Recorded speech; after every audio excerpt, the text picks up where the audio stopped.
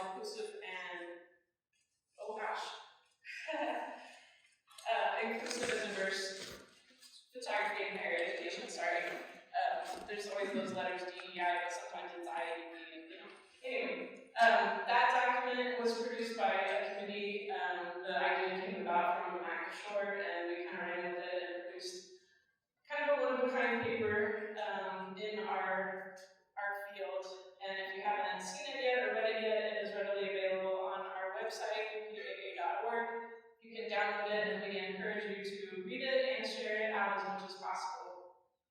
DEI is a topic that is kind of front of mind, not only in our culture, but on many of our campuses these days. And it's very important to kind of make sure that we're thinking about that in the work that we do every day, and learn as much as we can to make sure that we are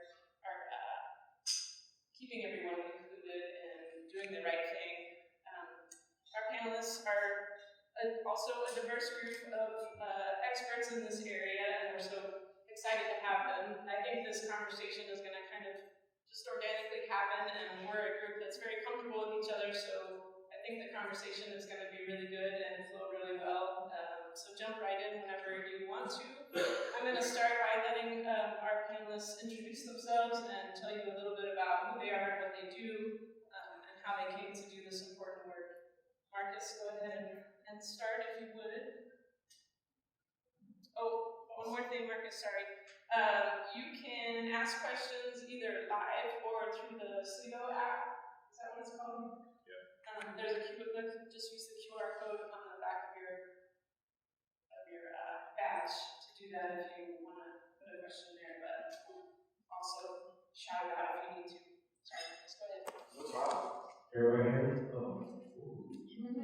It's my first time fully in this space also too. But peace and blessings. Good morning, everyone. My name is Marques Dexter. I use he, they pronouns. I have the pleasure of serving as the Assistant Director of Student Initiatives within the Office of Institutional Diversity, where I'm also the co-director of our African American Male Initiative Program. That's actually why I was late. I do apologize. I physically just arrived from Macon, Georgia. And so I was expeditiously and legally driving back here. But I've been at University of Georgia for 2 years. Also a former collegiate athletic coach, track and field, born and raised in Philadelphia, and I share these things to really help shape my worldview, who I am, how I come into this work. Within my work, I do support students, particularly those who occupy, identify with underrepresented and underserved identities and groups, but also really I'm just passionate about everyone being represented, passionate about everyone having a place and space, and really just growing in joy. To me, that's important. And so I've learned as I've navigated life that doing what you're passionate about, and it helps you exude positivity, exude passion, happiness. I keep saying that, but that's why I'm always glad to be around some of my colleagues and new colleagues, so to say. I bring that lens with me all the time is what can I do to make sure people feel like they are actually seen. And so for me, that's really kind of who I am. I've been at the University of Georgia for 6 years, but about 2 years in this full-time role. And unfortunately trying to finish my dissertation, knock on wood, and potentially be Dr. Dexter, I guess. I don't know. I'm still Marques, but you can all refer to me as Dex if you're comfortable as well. Thank you. Wow, it's great to hear about that about you. Hello. I'm Karin Koser, and I am here in my comfort place in Athens, Georgia. I went to the University of Georgia and studied in the journalism college, and I ended up studying public relations and getting my degree in that. And then I had an internship where I thought, I'm not sure about public relations, so I went to graduate school as well, broadcast journalism here. But I didn't finish because a great job came along where I got to be a video producer on television, producing feature stories all over the state of Georgia for the tourism office. And it was a collaborative effort with the television station, CBS in Atlanta. And that was the best job I ever had right out of college. So it's always fun to be back here just to kind of reminisce and feel what's here. But since then, I've done all kinds of things. I started doing photography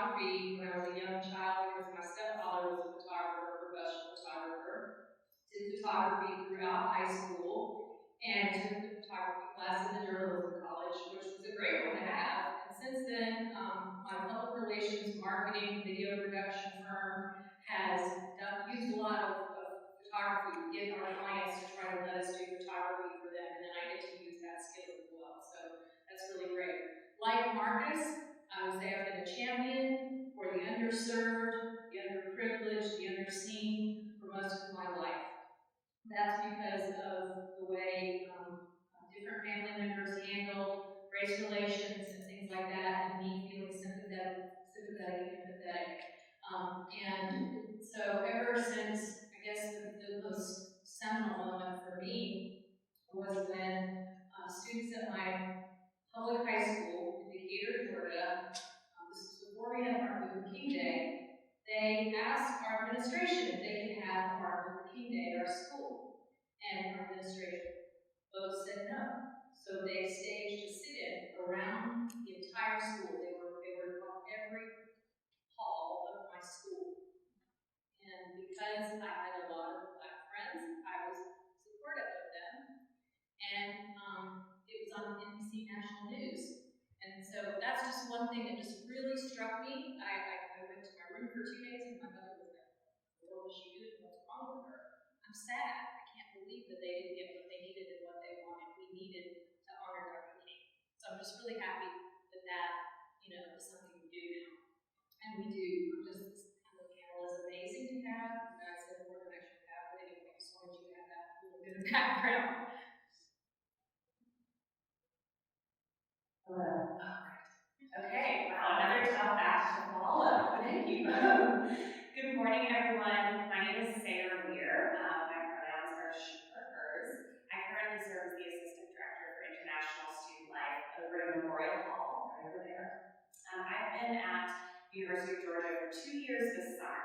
So started during the first chapter of COVID, so it's been great getting to have more in-person events this last year or so. Prior to coming to the University of Georgia, I got my master's degree in international education management from the Weir Institute of International Studies in Monterey, California. And before that, I worked in K-12 education. I was a middle school Spanish teacher, along with an alumni and director of development at my alma mater. And prior to that, another wonderful first job, I got to live and work abroad in Peru on a study abroad program, which I love. And I think that for me, one thing that really shapes my work is a commitment to intercultural competence. What really lights me up with my work in international student life is getting to help students develop intercultural competence. So knowing how to effectively, appropriately, and respectfully engage with people that hold different identities from themselves. So I think even though I've had sort of a diverse variety of experiences in education, that is that common thread that is continuous throughout my experiences. And I'm looking forward to continuing that growth and to also hopefully learning from some of you today about my illness.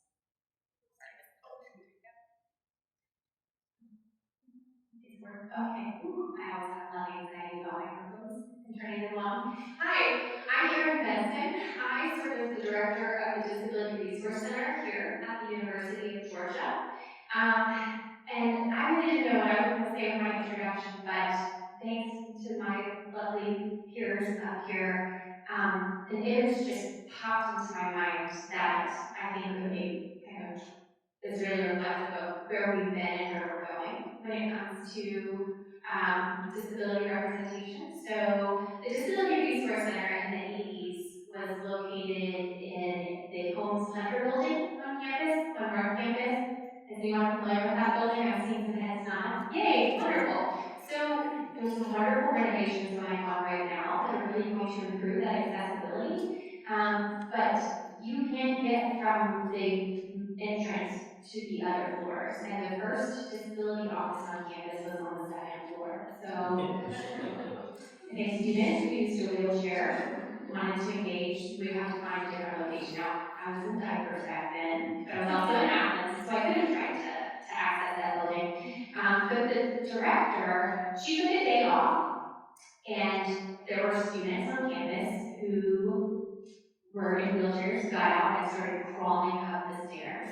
And there's a photo in the red and black. I don't know if it was called the red and black back then, but that photo was paramount in getting that office immediately moved to an accessible location. So the power of one photo is just so tell their stories. This building, we used to actually occupy this building briefly when our building was getting renovations just about 3 years ago. So it's incredible to be back in the space and see what's been done. The sight lines in here, all the windows, that's great when you're thinking about disability and individuals who are deaf and hard of hearing. So this is an exciting thing to see. That ramp over there because of us.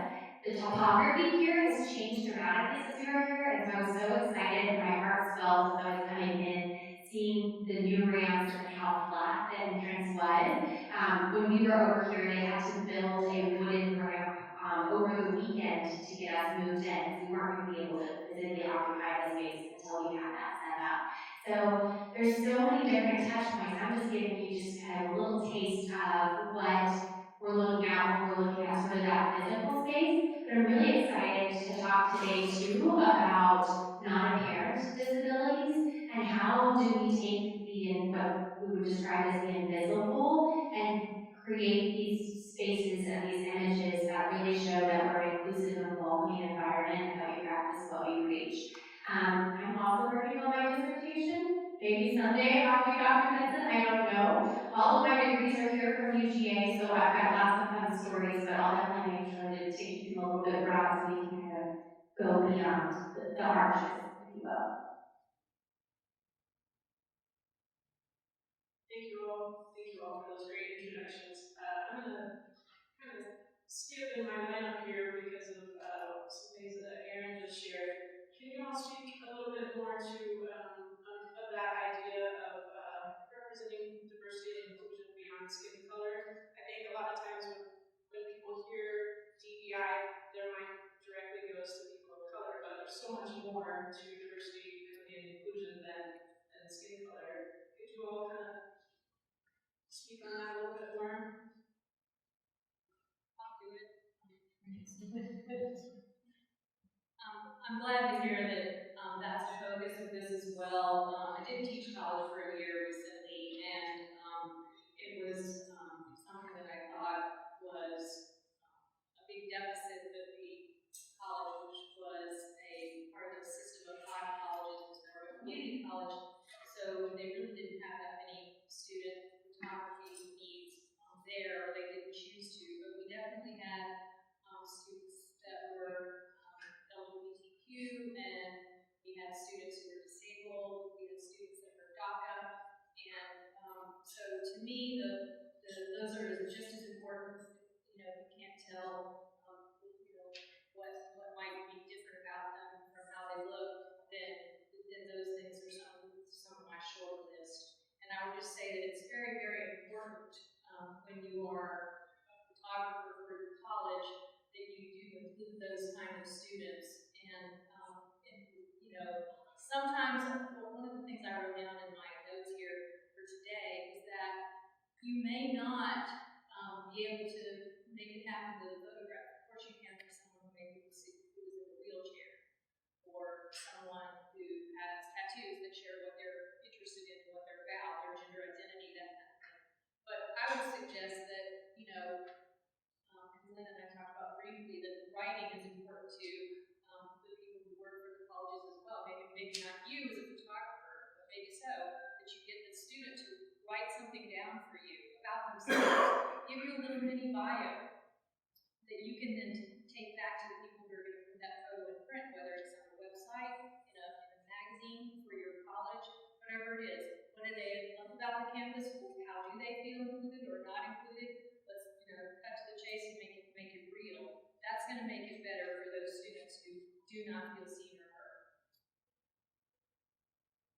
And I'll jump in. When you think about this topic, this question and representation, there's a fine line in terms of representation that doesn't tokenize. And there are just some parts of all of us that cannot be physically represented or visually represented, and that's okay. What I always fall back to when I have conversations with individuals is, what is the intentionality? What is the intention what are you trying to capture? Especially visually in a sense, or even thinking about those who are as able-bodied and visually, like there's some things being mindful of. Is there a way to be thinking about captions and alternative texts and so forth. I don't want to steal too much of Erin's wheelhouse, but I mean, I always constantly learn from her, and when I'm in meetings and there's conversations, she brings up amazing points because there's things that can't be seen.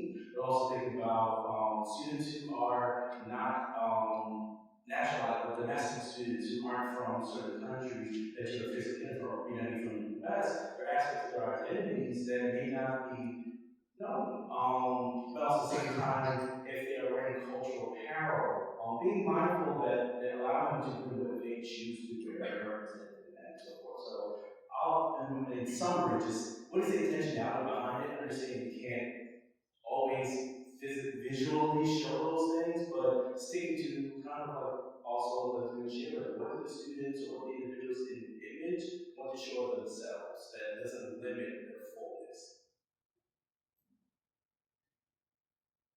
I really love what both of you shared so far, and I think this question for me really makes me reflect on intersectionality and how students are so much more than just one of their identities, even if one part of their identity is more visible at any moment. And I think I love the idea of including text, so working with campus partners to be able to highlight more of that student and who they are. And I also, one of the things that stood out to me from the article was investing in the relationships with the students so that you can accurately reflect them through your work. So I think sometimes I get emails asking, like, do you have an international student that we can highlight? And I'm glad that that photographers and communications are coming to me as a campus partner because there's that established relationship. And then I can lean on some of the relationships that I have formed through serving as an advisor for international student organizations and associations to help identify people, but not going to the same handful of people over and over. But I think it would be remiss to not bring up intersectionality in this moment. I think when thinking about what we're representing, how we're representing it, and how we can include more than just one identity through photography by investing in those relationships with the students. Thank you for talking about alt text. That was like one of the first things that came to mind with that. I'm not a photographer, but my dad likes photography, and sometimes I pick up a camera and pretend like I know what I'm doing. You probably would be asked to see how I focus as a method. But that story, that image, when we don't have a description, when we don't have an alt tag, we're missing our audience. And I think that's that big piece too, is making sure that what the image is, you're giving individuals who have a visual impairment or need further context. I'm thinking about some of our international students with different cultural backgrounds, having that additional sort of context with that picture. And it can be difficult and a little bit daunting. We're like, well, I want people to infer this and kind of see that piece, but what are those contextual pieces that someone needs to know when they're looking at an image? And we see this a lot with social media posts. When different organizations or departments on campus are posting either pictures and it doesn't have that description, you really are missing a much broader audience than you could have and really sort of cementing what the goal of that image was. And then from a compliance standpoint, if anyone's familiar with Section 508 of the ID and Documentation, Section 508 of the Rehabilitation Act. It's my favorite thing to talk about. I told you might need to quote me if I get too long on something. But that piece, too, is going back and tapping into those resources and those spaces and really learning. So bias-free language is really important. Since I'm on my doctoral journey, I use my American Psychological Association 7 quite a bit, and they have a wonderful section on bias-free language, and it talks about what language you should use and you shouldn't use. So if you're doing a description, you're saying wheelchair-bound student, that's not a term that we use, and it's really taking away that individual's identity. So really sort of being cognizant of that, tapping into the resources and connections you have. The other piece that stood out to me when I was thinking about this was, and I think the paper did a great job, like what are other ways that you can demonstrate without necessarily having a person? Like how can you show what resources and what that commitment is by having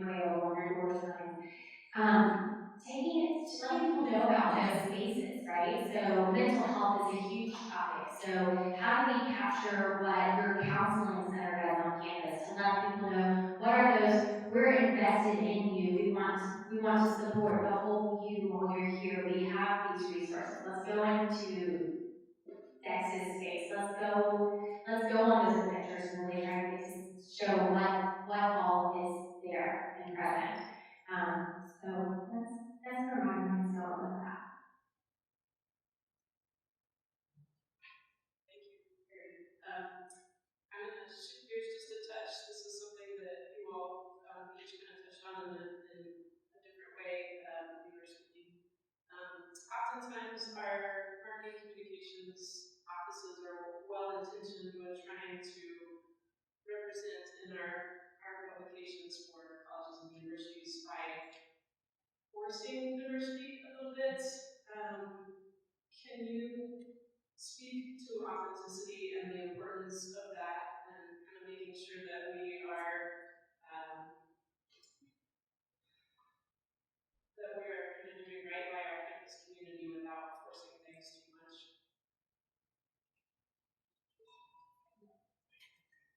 Yeah, I love this question. I was thinking about this last night, and I feel like the one thing that everyone can do in order to find these authentic moments is to educate yourself about what goes on at your university. That might be, you might already be all educated on that. But, know the mission statement and know what pockets of campus are doing that work if you want to celebrate, highlight, and support. For example, the International Student Life Department at the University of Georgia, we have International Coffee Hour every Friday in Memorial Hall Ballroom. We're going into our 15th year of International Coffee Hour. It's the longest standing program at the university, which is really cool. But that is a recurring event where we're celebrating diversity, equity, and inclusion in a very casual setting and comfortable setting where we've got hundreds of people coming each week. So, it might not be International Coffee Hour, but look for other departments that you really want to highlight and celebrate, and invest in those relationships with them, with both the campus partners and with students, so that you can find the moments that are already happening, whether or not you're there with a camera, and then can amplify that. I think that was one of the things that came to mind when thinking about this question for me. And to piggyback, exactly that is relationships with student organizations, your student government association or something similar, or any type of multicultural organizations. But just, if there's times if you have like student interns or even certain, if there's classes you can partner with, to just capture images. I am guilty at times. I love our institution's resources, so I have used intentional photos that are clearly, intentionally trying to show a form of diversity. But I needed an image, and there's something was there, and to me it was a great image, and some of those students were also connected with our office, so I made that conscious choice. And so having a resource, and I think that's the important thing, is are there resources available for department organizations to actually take images that are there? Because there was one thing, it was like, well, before I didn't know it, so I'm trying to capture images and utilize that. But then finding out that, there is a repository that can publicly access, but also that relationship. And so it's finding out where are the departments on campus or organizations that may need some images, so that way they're already there, but also saying like, hey, looking at the massive calendar, and if there are times where you're just casually going out, you're actually engaging, building those relationships with those student organizations, with the departments and so forth, and just capturing images and saying, hey, you might have come take some images of your events. You're able to use it. It's like, hey, we also you can use it. That was a great thing for the article I was part of, was they took the images and then we got to use those images for our article, for our own program. So it helped us. It also was really mutually beneficial. Yeah, I completely agree with that. And I was going to suggest that if you aren't good friends already with your student affairs folks, and your DEI folks, and Erin folks in the world, in your campus, please get to know them. Go have coffee with them, grab lunch with them in the cafeteria, whatever you got to do. These are your allies, folks. These are your people who are going to help you. Marketing and PR, that's my entire career, but sometimes the marketing and PR offices are too cookie cutter and too conservative about what they're going to let you do. But I think if you actually sometimes you still have to go through them to get something, actually okay to do, verified. But if you can get to be friends with all these folks, great. The other thing that I thought about, because of my 1 year working recently on a community college campus, there were very few after school things, and most of my students worked either 2 or 3 jobs. And so they couldn't really have a lot of time to do activities, the few activities that were there on that campus. But when I heard about them, I thought, if I was in the shoes of people like yourself, I would be like, there's a dance group, an international dance group that meets every 2 weeks. Hey, how fun, you get your international students, maybe you get some others who are interested in learning about that culture's type of dance. Where you walk the fine line is where, you want to have a life, right? You don't want to have to be on campus all the time, but hopefully your, department where you work for, perhaps they will give you some leeway so that you can stay later for something on occasion that would help you out in this DEI initiative. I saw Kristen's hand up. Good. Quick question. Thank you, Susan. So this conversation about creating relationships is fantastic. I think that communication is where it needs to start. But where we're struggling is like with best practices and guidelines. When we have those images and we get them into our database, how can we use that bias-free language to make those images searchable? So we're really struggling to ensure that those images are used properly and they're easily found without putting a box around them or using language that's, inappropriate or, offensive. Do you understand what I'm saying? Like it's really, we want them to be easily found without putting them in that box. If you want to start, but I would say that's a basic question because even preparing for this, that was one of the things I was pondering having conversations with you about. Is ideas like that's something we'd love to have. It makes it a little bit easier to search for. Because I'm trying to think of even I'm searching, what word do I use for diverse, and what's going to come up? Like if I'm trying to find images of Black men, is there actually a tag that says Black men, or is it going to be African American? Is it going to be African hyphen American? And so definitely there are resources depending on type online. So certain Christian organizations, or even possibly reaching out to the office. Some have it.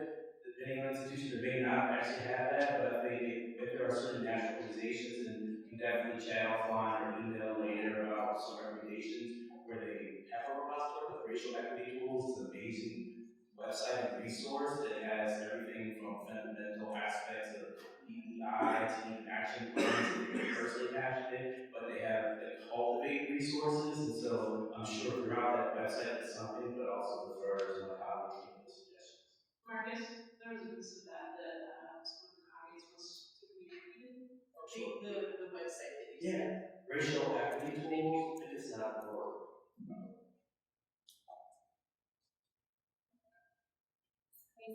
So I think I'm making assumptions here. Just one of the big things I would caution you against saying, but I know there are ways, I assume there are ways, that you can have it set up so there are behind the scenes, there are other tags that you can have affiliated with it.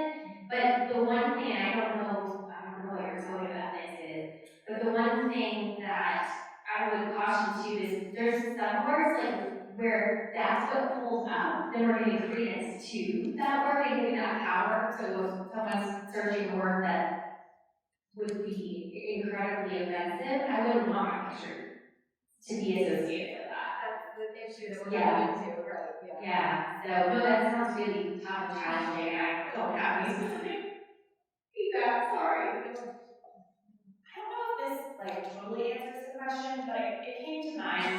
It's not as large a scale because our department, we organize things like by event. Under the Division of Student Affairs, we've got a Snapchat account, probably very basic for all of you that are professional photographers. But it's organized in a way where I can click International Student Life, go by the year, and find different events throughout the year so that I can search rather than for a specific word. I can search through the different events. So it takes more time to go through. It's a different organization. So I don't think that actually answers your question. I just wanted to share it as how I find pictures for different topics that I'm looking for. And it's accessible to other departments as well. So we've got a lot of communication between departments. I was just going to say, the tool that Marques mentioned is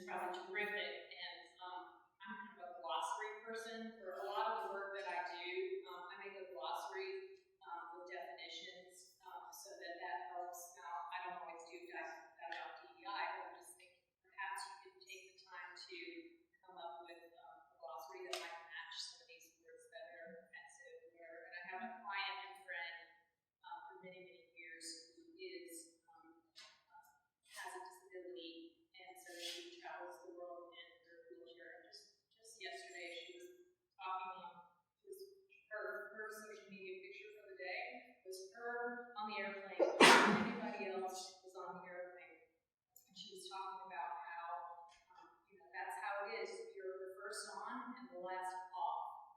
And that the way that flight attendants primarily, friends or whatever, flight attendants, but that they say absolutely the wrong thing. So maybe it's just time to research and ask people what they would think would be more appropriate. And yeah, that totally sounds great.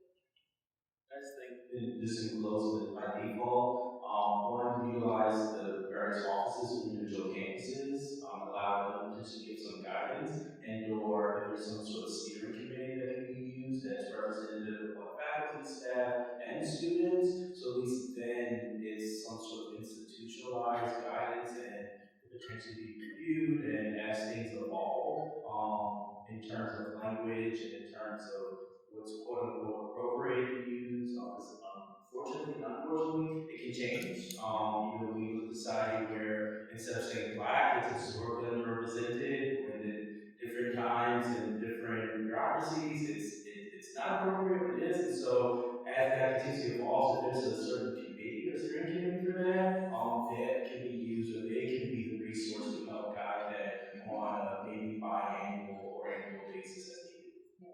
Yeah, sometimes, thank you all for telling. Sometimes with the tagging, you risk that tokenism because it just gives you sort of so it's a fine line. I think we're all, I don't want to speak for everybody here, but.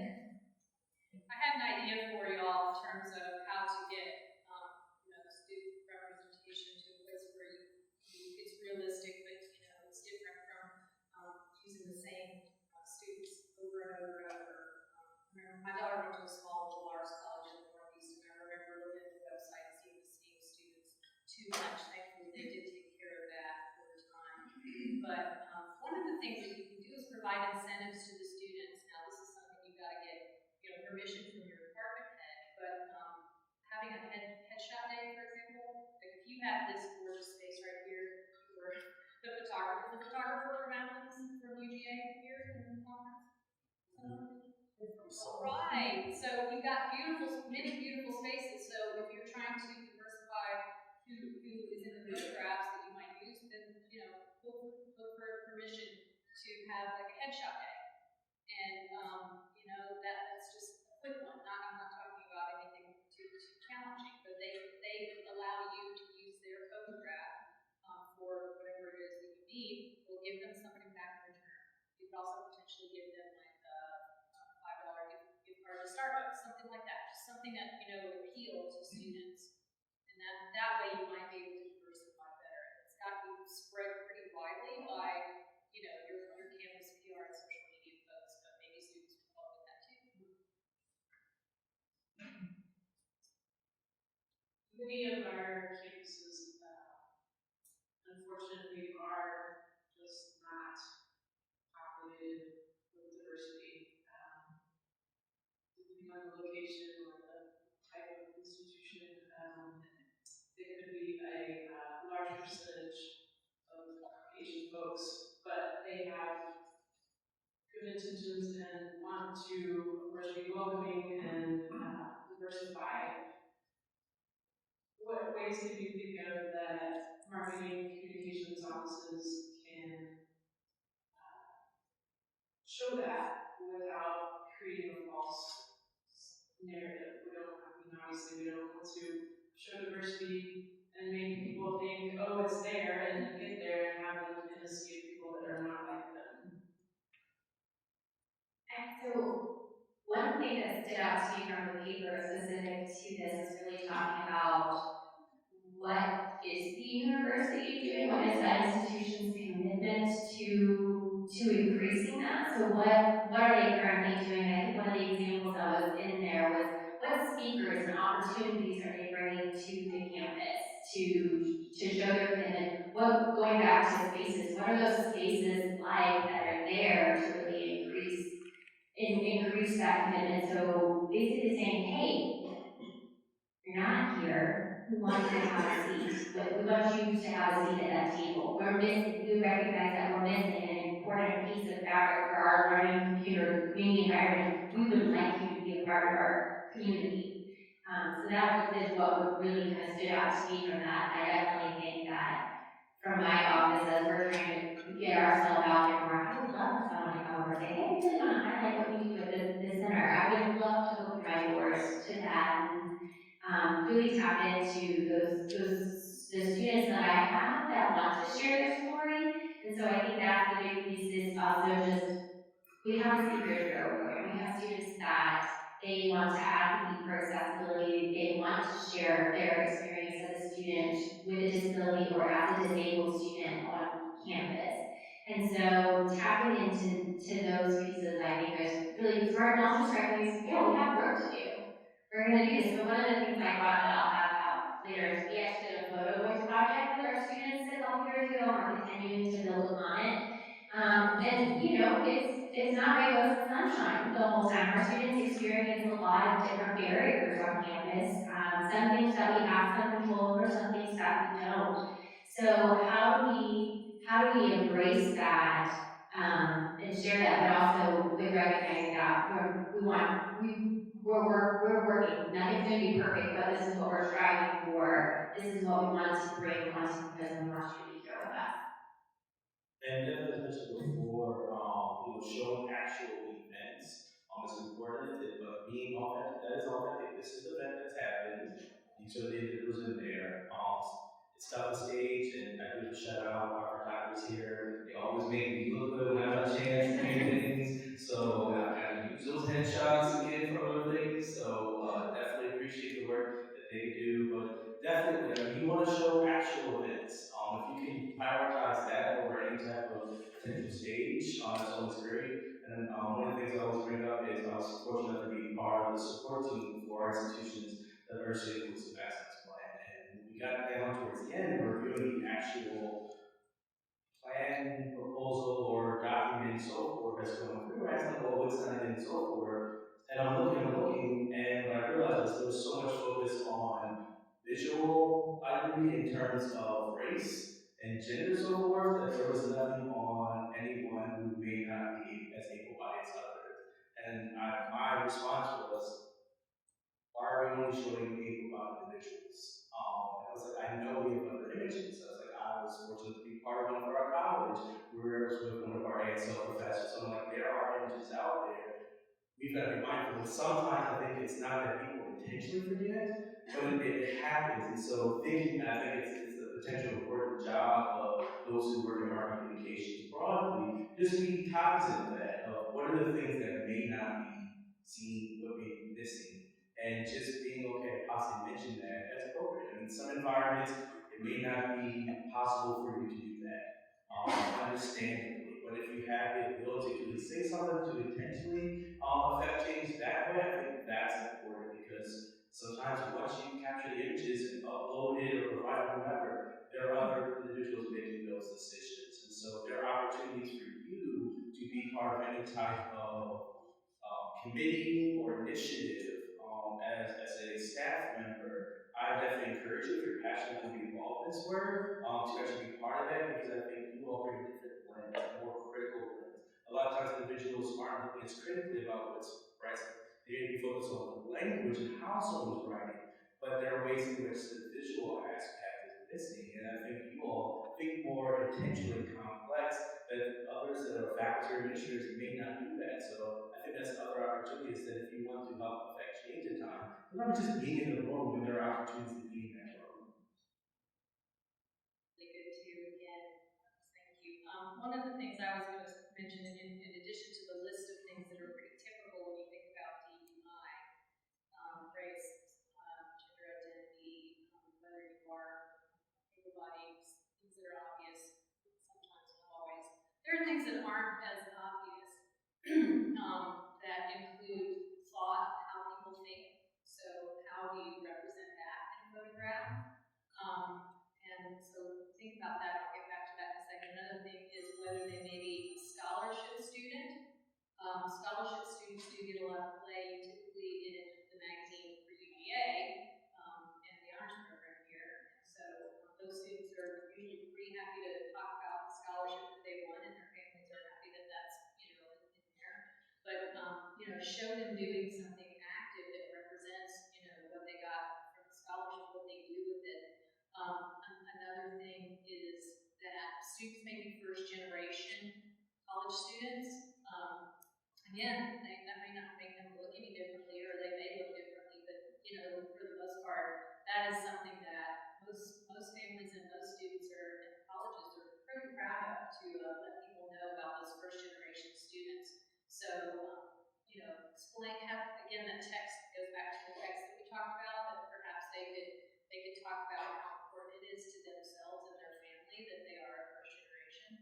Then you get into people like the posse students. You all know posse students? Okay, posse students, and you know, when I was visiting, in fact, talked about my daughter when I was visiting campus, I could not tell who the posse students were. I had no idea. They were all the kids you would come around with were so sharp and articulate and all of that. And then I found out that posse students can, you know, they can be really struggling because they're going from something very different to the college where they are, from the way they've been raised, high school, etc.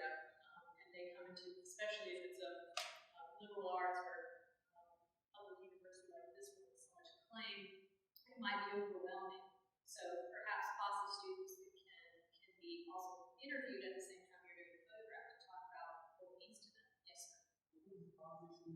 A posse student is getting a scholarship that pretty much is all the way. They are, and it's a federal program, and they have to have their socioeconomic background has to be, you know, one that pretty much does not allow for college in the family budget.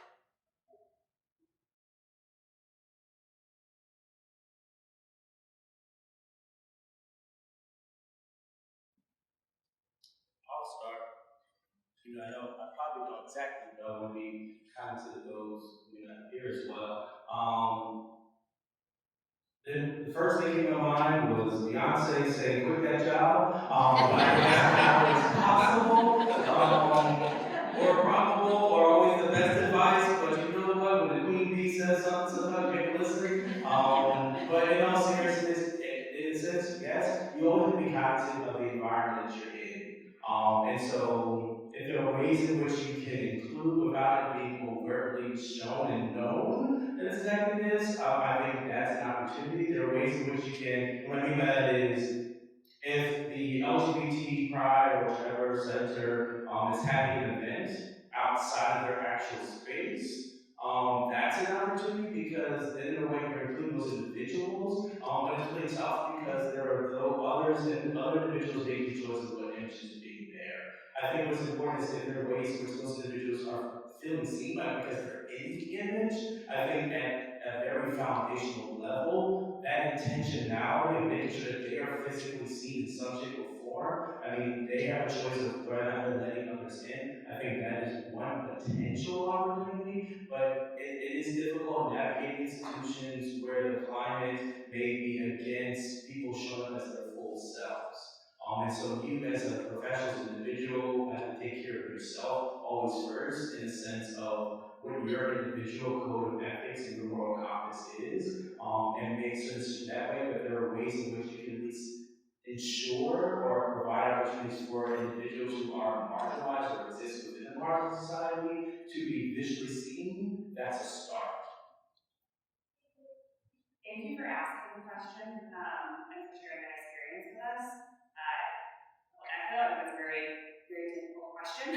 I think one thing that comes to mind is having strong relationships. I know I've been talking about relationships, but having a strong relationship with the leadership from departments that support different groups. For example, connecting with the director of the Pride Center, the LGBT plus resource center, so that you can lean on their expertise and the nuance that they might be aware of to help figure out kind of what to promote, how to promote it in a way that is respectful to the students and potentially protects privacy. So I'd say that's kind of my first piece of advice. And my second piece of advice is to look into what student groups and student organizations are sharing on social media that is public or that they're choosing to put out into the world already, and potentially connecting with them and asking if they would want to be amplified. That's not to say that they'll want that platform, but at least it's showing an interest and offering that opportunity potentially. One last little thought. Those are great. And you're right. That is a very tough question, and I don't know what state you're from.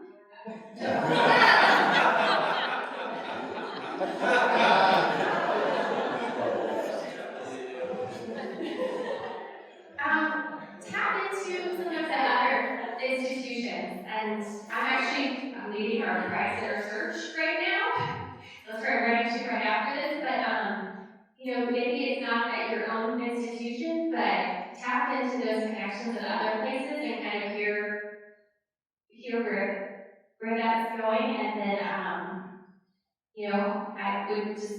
think what Sayre said is really like, yeah, find out what they need and how you can support them. I've also just sort of found who you're one person out there that's looking out for them, right, for that center, and that there are other people there that just might not be as loud, but the center might be able to connect you to more resources, and then I'm happy to talk offline too. So yeah.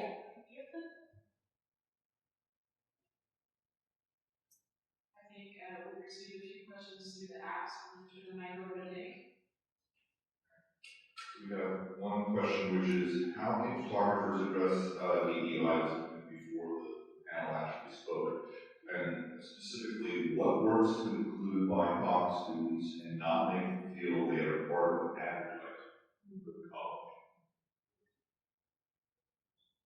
I suspect we're talking about tourism a little bit there.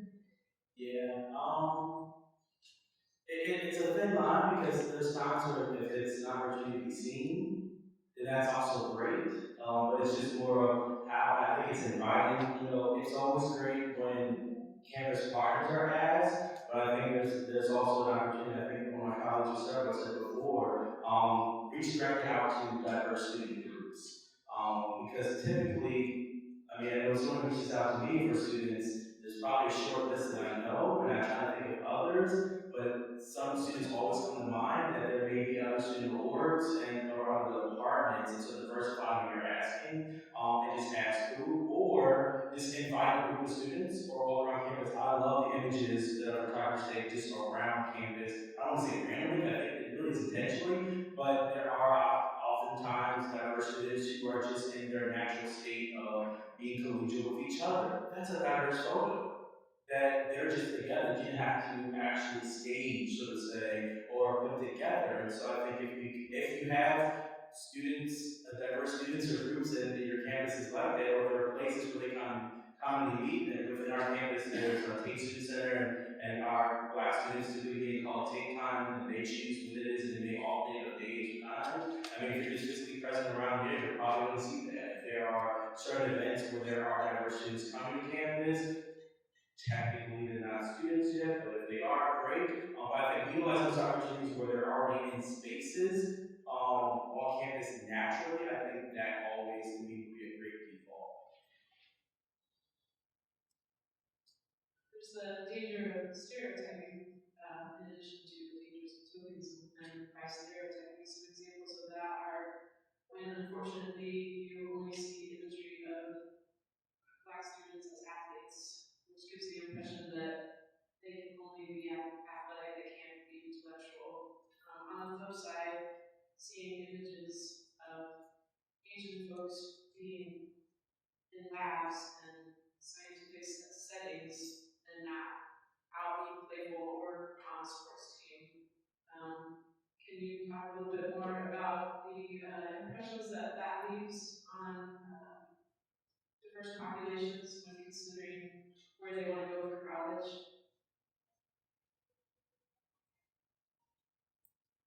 I can start talking about this one a little bit. So in our department, International Student Life, we're constantly trying to highlight and celebrate students from various cultural backgrounds. And as a white woman holding many dominant or majority identities, I need to be very aware of what I and my team are choosing to promote. So one of the ways we try to do this in what I would call interculturally competent way is by working directly with student organizations and photographers. And like I mentioned before, we promote student organization publications that they are capturing in a way that really highlights what they're choosing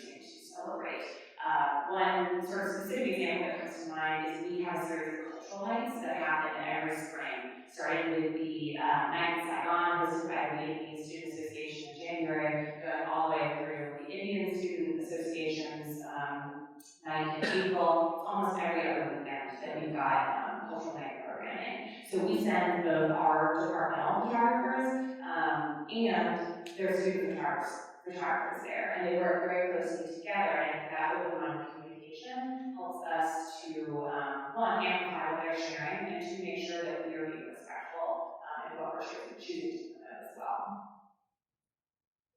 I was going to say again that I think it's so very important that you get out there around campus and get candid with students interacting. If you're an introverted photographer, shooting people may be more challenging for you. You might be great at it. Think about people like Bill Cunningham. You know, he was terrific, but he was mostly a street photographer. And look at the great work who I'm talking about. A photographer did great work. So just do not be afraid to just approach people. That's part of our jobs as photographers, is just to go, hey, y'all look like you're having a great time right here on this picnic. Let me get in the middle of, Legion Field. Can I snap this photo of you guys? And then you got to do your routine of getting everybody's name, permission, etc. The campus requires that. But I think that's just so very important. So important that I would say, if I were you, I'd be lobbying my bosses to stop headshots of students for your publications in your website. Let's talk about what the students really like about the school.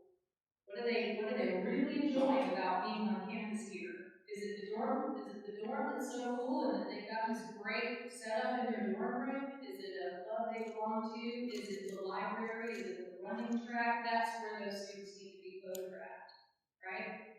And that way you're sharing, the students may, as you were talking about, the concern about what's the word? Sorry, stereotyping. Thank you. Stereotyping students. Well, if you really get at what they enjoy, then it's not so much of a stereotype anymore. It's about that student and what they love and what they care about, your university, your college. And just real short, I love this question because I also think about the fact that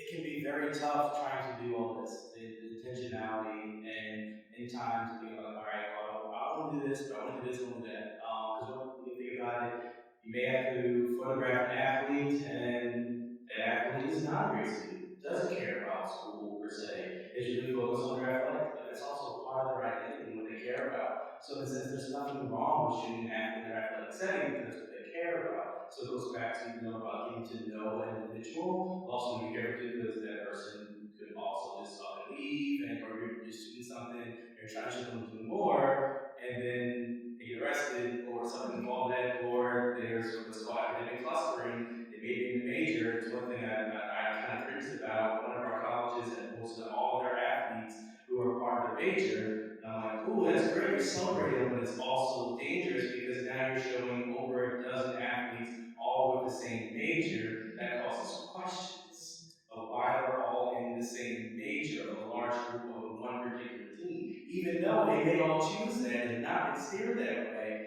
So ultimately, it's like, as long as your intentionality is individual, you're trying to show something that represents who that person is in that fullness, great.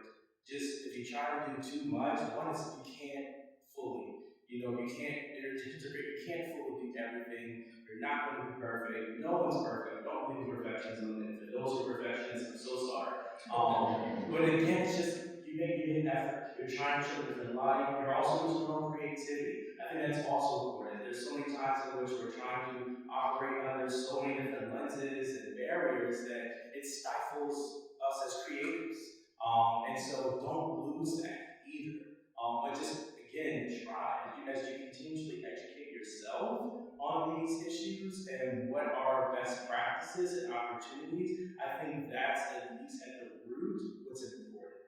And then from there, you develop what is your own moral compass of how you are as a professional and how you operate within the realm of DEI. Great. Do they expect you to be DEI experts? No, there is no one who is a DEI expert. If they say they're a DEI expert, then the very next day they're going to an expert because something's going to change. A new law is going to be put in place, language is going to change. But we are, I think everyone in a sense isn't and is a DEI professional because it should be embedded in everything we do. So again, keep your creativity up there, remain ethical, remain professional, but also in the end, just find a way to simultaneously educate yourself about these issues and make informed decisions about how you're representing and doing your craft. Thank you, Marques. That was a great conclusion. We are a little bit over time, but I've been told that that is okay. This is an important discussion to have, so if there are more questions out there, please go ahead and ask them as long as the panel is fine going over this in touch. Nick, I think we're good. Okay. I have one. Sorry. So I actually have a daughter who's hard of hearing, so that's kind of a soft spot for me personally. I loved this conversation, but I would love to hear just a little bit more on specifically highlighting those with disabilities and ways that we can improve in that. Thank you for sharing and for asking. I think, it's, you can have one person with one diagnosis and another person with the same and impacts in completely different ways. So, I put my mic down, I was like, that's not following that. That was perfect. But oftentimes when we think of disability, we immediately go to the image of a handicap parking space with a wheelchair sign.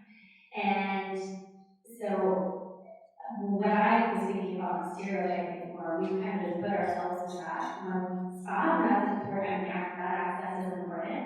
But we work with students with chronic health impairments, we work with students with psychological disabilities, we work with students who are deaf and hard of hearing, and different services that we offer is really, I'm very pleased, I can't take credit, because the previous director did an amazing job, but the scope of what we're able to do and individualize is so important. So one thing that comes to mind, we have some students who have some residual hearing or use coherent implants, and in a large space like this, a lot of talking, they would not necessarily get an ASL sign language interpreter, but they use C-print, so it's real-time note-taking. And so highlighting what some of those services are just in a classroom where that's actually happening, because it's so hard. We write the text books for the person that's the captionist. I could never do it because I couldn't like this.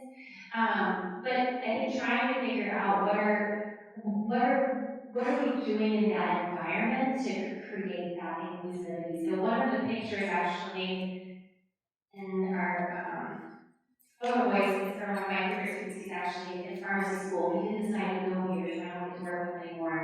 But it's an image of him in a lab where everybody had to wear masks, and so they're covering their faces. And he's like, when you cover your face, I can't reach your lips. So that's one example where you probably want to go through marketing. You might want to put that in there. But what can you show in those spaces to show? And I think this building is a wonderful example of just all the way the windows go from one place to the next. Makes me think of like Gallaudet and where they show kind of what that's a school for individuals who are deaf and hard of hearing and deaf. If you look into that culture, so then you get into that identity piece, right? So I've used a lot of person language, but it's an identity as well. And so I'm going to adapt to what an individual is saying. So it's really, I think in those situations, and what was so fun about this project is really letting students kind of take the lead and then learning from that and kind of adapting to it. So I don't know if that answers your question or not, but clearly I like talking about it. As higher ed photographers, Lynn has something to say. I'm just curious. So you read the paper that the group produced. What did we miss? What do we need to do better? Because we plan to update this, and it's going to keep changing. Because I kind of love to hear the sound of my own voice. The only thing that I didn't fully see was that section 508 piece. So I think it's so much that it goes to that representation, and so I think you hit the mark, in my opinion, on what you were doing. But I think it's so important to think about what that engagement and interaction with is like. after that's put out there. So is it going to be shown on a website? Is it going to be just in a magazine? Like what are those barriers that someone could have to being able to engage with that piece? Erin, could you explain Section 508?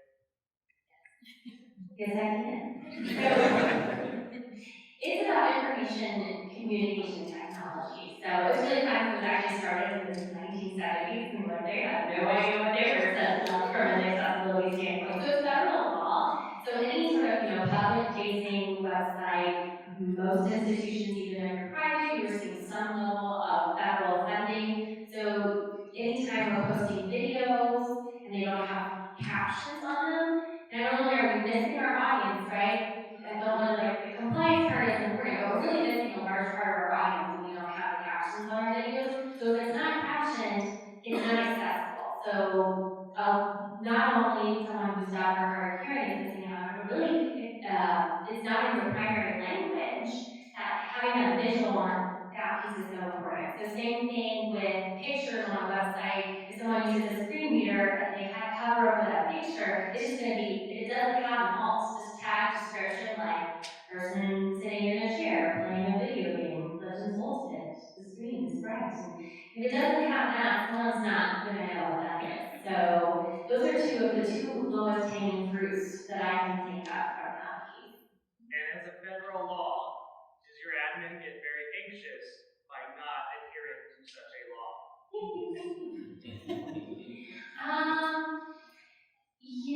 We have a policy in place, so we're committed to it. The hard part is and I think our website is great.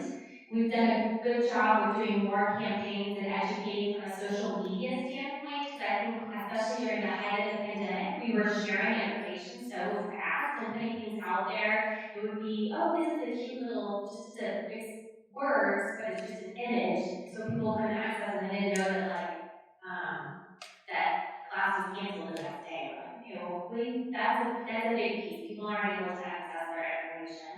But there's definitely been a lot of progress with that. The thing that is difficult is when we go behind into a learning platform where you have to log into your password. There's no real way for us to police what people are doing in those classes. So then we're doing a lot of education, and then we're also working with professors of barriers identified to rectify that. So it's actually what part of my dissertation's on, so we can talk later if you want. I might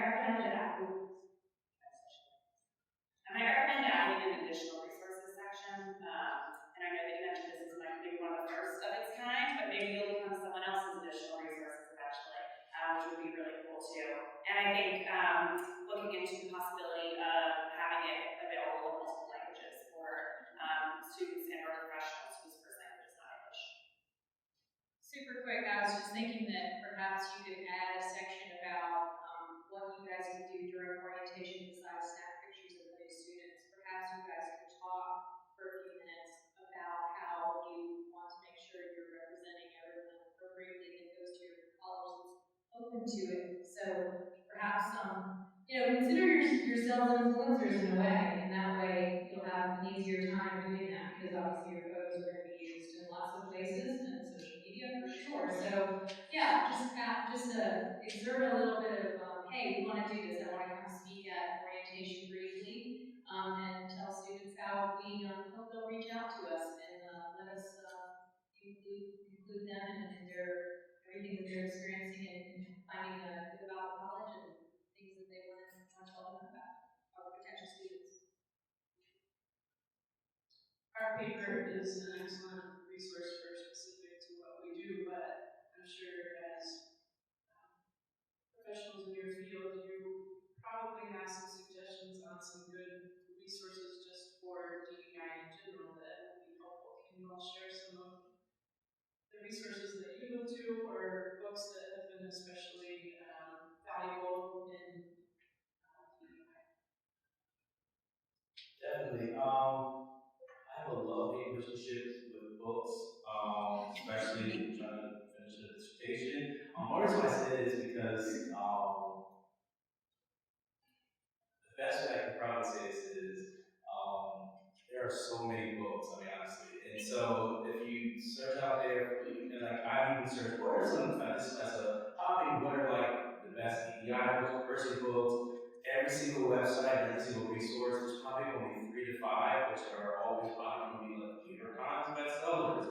But then there are also other books that are going to be mentioned that are rich and great. So I would say if you're going to, let's say, tell us, those who are on these doctors, read broad, read very broadly, because there are also children's books who have amazing information in it that's a lot more easily distilled and easy to actually understand. So I would just say, look at who's kind of some popular ones. Obviously, they come up with searches, analytics are everything within our lives these days, so it's going to be different for each individual person's searches. I think what one resource in terms of higher education would be great and looking at, and if there are budgets or opportunities involved, these things to do. I'm part of the organization, the National Association of Diversity Officers in Higher Education. That is the organization of all, or pretty much the majority of all institutional diversity officers are actually a part of. It's ever growing. There are different, like SIGs or special interest groups growing. I'm hoping to try to start one for those who are in athletics as well. But I think that's great work to kind of pay attention to, because we also helped develop, there's a resource of anti-racism framework within colleges and schools that are kind of put out there, and it was just needed in the time during the pandemic, everything was going on. I think there's also one, the International Visual Society, I forget the name because it's been a while. That's also kind of for those who, with scholarship, engage in visual arts, and so they've been really great. And we've been cultivating resources and opportunities and stuff, and so if you're more creative side, even though you may not be engaged in the scholarship, I think that's also a great organization with what they're doing, but definitely anything that's like a New York Times bestseller probably is going to be a pretty good resource. Always shout out one of my mentors and friends, Panelists, Sayre, our handbook is a great journey for individuals and some groups to just kind of interrogate their own relationship with kind of race, and also finding a way to, again, it is a form of healing through it, without it being this, oh my gosh, you have to be anti-racist, or you are, you aren't, you're not necessarily that. There's other ways in which you can operate. Also, understand how are you socialized to understand race, ethnicities, and other things. But again, really, I would just go, if you're interested, just go on a personal journey. Just learn, find new things, ask questions, and just be mindful of the work that you would do to try not to be stereotypical or tokenize others as you engage in conversation with those who may hold those identities. Just be wary of that, and just try to find ways to ask questions and ask for opportunity to be willing to. But then, if not, don't take it personal. Sometimes people just get overburdened and get that question a lot, but just go on a personal journey. And just be know that you're never going to get things right all the time, because at the times I may not either. Thank you, Marques. This has been so great. I got one question. I got to throw it in there, because I'm going to ask it. Because some of us may, in this session, do great, but may have anxiety, because we're in a diverse world, in what we say, and feeling we don't want to offend, and we don't know how to navigate that. In an offense, no matter mild, whatever, what is a tip of how can we redirect, pivot, get back on track, console, and not get all caught up in the offense, and still keep that relationship? I would say go in knowing, and fell out of the hair, apologies. This is something I talk about with students a lot, and own your words. Know that we're all with an open mind, we're trying to have a positive impact. We've got good intentions, but also those intentions don't necessarily equate to impact. So if you make a mistake, if you say something wrong, own it. Have a sincere apology to the student that you're connecting with, and I would say own it and ask if, I guess I might need help on this part, but I would say be growth mindset. Figure out how you can do better the next time, and focus on repairing that relationship with the student in the moment. I sort of go through that answer, but maybe I'll take it up from there. All right. Yeah, no, that's a great, amazing question. It comes up a lot, regardless of the audience. Again, everything Sayre said is like, apologize, own your words, and then ask them if you're willing, if you do potential have an opportunity so I can learn what would you prefer, because it may be, so the reason why I say this, some individuals may want to be considered called black. You know, there are individuals that do not embrace the term Hispanic, or others who may not embrace the term Latino, Latinx, or some who do. Like there's always also individual choice, and so it's even with pronouns. Some people they may want you to ask first, or some people may not even know what pronouns are. We had an event where we asked people their pronouns, and they said Mr. Doctor, because they had no clue. They were trying to be offensive, and they got a little upset, but that it was that negative reaction. I think that's where the offense and the aggression happens. So it's asking individuals, and then say, and again, if you may want to ask them, you know, could we potentially have learn more? And they say, not right now, just be okay with them saying that right now. But again, a lot of times it's just asking individuals, providing them the opportunity to then let you know. But at the same time, just start with it too, where you can. Because I don't want people going around always asking everybody, hi. We ask them someone's your name, always, hi, what are your pronouns? And some people that want all these things. I just think use your best judgment, but as Sayre said again, own your words, open up opportunities. I would love to learn more, so that growth mindset, then begin to, if they don't want to, I guess it goes back to a personal journey. Then it's on you to learn as an individual how you can do better, what are the ways to. But again, that's kind of the big thing is that for those who exist in the margins or hold underrepresented or non-privileged identities, even though some identities are privileged, it's on me to learn more. It's on us to learn more individually and go through that. Because again, I was going to say, no one's perfect. You're going to offend somebody. But it's that intentionality behind it. If you really try and they can understand that, or in that moment, they just may have had, you may have been the 10th person to misgender them. And unfortunately, you're going to get the brunt of it at that point. You had no intention to, but unfortunately, at that point, it just, the rubber hit the road. And so then, you can't apologize for all those other people. All you can focus on yourself and that individual, whether you have a close relationship or not with that person. Your intentions and your actions can speak. And then it's on them how they want to proceed. But just be okay with them proceeding how they choose to. Finishing your teeth. I think it's that piece. Like for someone to if you guys finishing your teeth right now, I would be shy to tell you I don't know you, and I'm not going to tell you that you have probably the best finishing teeth. So for someone to let you know that you have it's worse finishing your teeth, I think that takes a lot from them too. And so just really kind of appreciate. I would love. I say stuff all the time. I would love for somebody to correct me and be willing to invest in me to help me learn and allow me into that space more.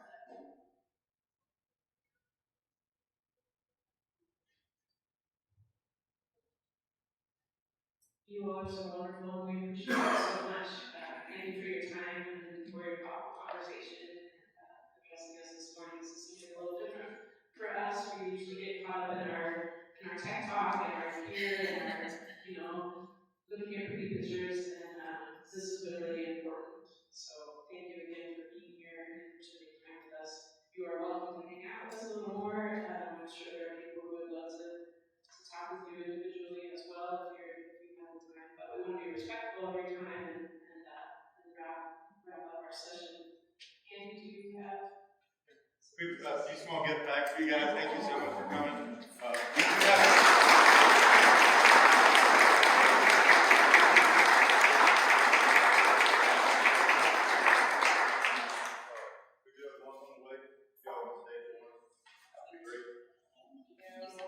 We do have lunch on the way. If you want to stay and join us, that'd be great.